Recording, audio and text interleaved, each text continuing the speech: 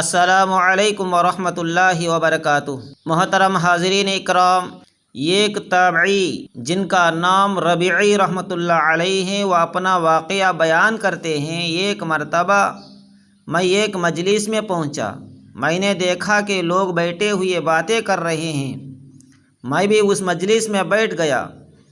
اب باتیں کرنے کے درمیان کسی کی غیبت شروع ہو گئی۔ مجھے یہ بات بری لگی کہ ہم یہاں مجلس میں بیٹھ کر کسی کی غیبت کریں، چنانچہ میں اس مجلس سے اٹھ کر چلے گیا، اس لیے کہ اگر کسی مجلس میں غیبت ہو رہی ہے تو آدمی کو چاہیے کہ اس کو روکے، اور اگر روکنے کی طاقت نہ ہو تو کم از کم اس گفتگو میں شریک نہ ہو، بلکہ اٹھ کر چلے جانا چاہیے۔ چنانچہ میں اٹھ کر چلے گیا۔ تھوڑی دیر کے بعد خیال آیا اب مجلس میں غیبت کا موضوع ختم ہو گیا ہوگا، اس لیے دوبارہ اس مجلس میں ان کے ساتھ بیٹھ گیا۔ اب تھوڑی دیر ادھر ادھر کی باتیں ہوئی، لیکن تھوڑی دیر کے بعد پھر غیبت شروع ہو گئی۔ لیکن اب میری ہمت کمزور پڑ گئی اور میں اس مجلس سے اٹھ کر نہ جا سکا۔ جو غیبت وہ لوگ کرتے رہے میں اسے سنتا رہا۔ پھر میں نے غیبت کی ایک دو جملے کہہ دیا۔ جب میں اس مجلس سے گھر آیا اور رات کو سویا تو خواب میں ایک انتہائی سیاہ فام آدمی کو دیکھا جو ایک بڑے طشت میں میرے پاس گوشت لے کر آیا۔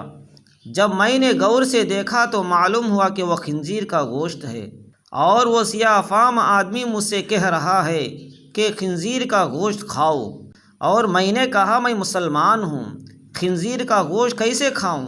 اس نے کہا یہ تمہیں کھانا پڑے گا۔ پھر زبردستی اس گوشت کے ٹکڑے میرے منہ میں ٹھوسنے لگا۔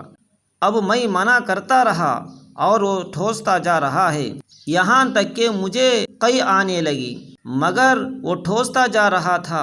پھر اسی حالت میں میری آنکھ کھل گئی۔ جب بیدار ہونے کے بعد میں نے کھانے کے وقت کھانا کھایا، خواب میں جو خنزیر کے گوشت کا اور بدبودار ذائقہ، اور وہ ذائقہ مجھے اپنے کھانے میں محسوس ہوا، اور 30 دن تک میرا یہ حال رہا۔ جس وقت بھی میں کھانا کھاتا ہوں، ہر کھانے میں خنزیر کے گوشت کا بدترین ذائقہ مزہ میرے کھانے میں شامل ہو جاتا تھا، اور اس واقعے سے اللہ تعالیٰ نے اس پر تنبیہ فرمائی۔